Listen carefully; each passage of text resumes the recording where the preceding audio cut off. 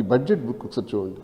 ఇంతే 26-27 బడ్జెట్ మొత్తం 3,32,000 కోట్లకు పెట్టారు.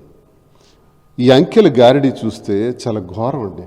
25-26 బడ్జెట్ ఒక మోసపూరితమైంది, 26-27 కూడా మోసపూరితమైనటువంటి బడ్జెట్. ఈ బడ్జెట్లో ఎక్కడా కూడా సూపర్ 6 చెప్పారు, సూపర్ 7 చెప్పారు, వాటికి సంబంధించినవి ఎక్కడ కేటాయింపులు లేవు. మరి ముఖ్యంగా మనం ఆరోగ్యం గురించే తీసుకుందాం.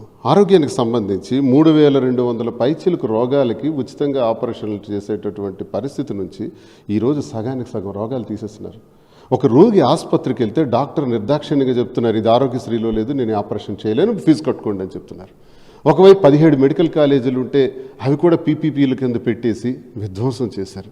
మొత్తం విద్యా వ్యవస్థ అయితే దారుణంగా ఉంది. నాడు నేడు ద్వారా స్కూళ్ళని అధునాతనంగా తీర్చిదిద్ది మధ్యాహ్న భోజన పథకం నుంచి, యూనిఫామ్స్ నుంచి, టెక్స్ట్ బుక్స్ నుంచి, అన్ని షూ నుంచి, సాక్సుల నుంచి, బెల్ట్ నుంచి, టై నుంచి ప్రత్యేకమైనటువంటి దృష్టి సారించినటువంటి జగన్మోహన్ రెడ్డి గారిని ఇప్పుడున్న పరిస్థితుల్ని ఒకసారి ఆలోచిస్తే చాలా ఘోరంగా ఉంది.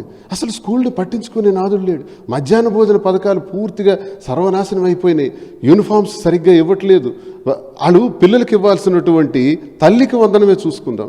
తల్లికి వందనం 87 లక్షల మంది పిల్లలు ఉన్నారు. ఈ బడ్జెట్ బుక్లో 61 లక్షల మందికి చూపెడుతున్నారు. అంటే 21 లక్షల మంది పిల్లలకి తల్లికి వందనం ఇవ్వటంలా.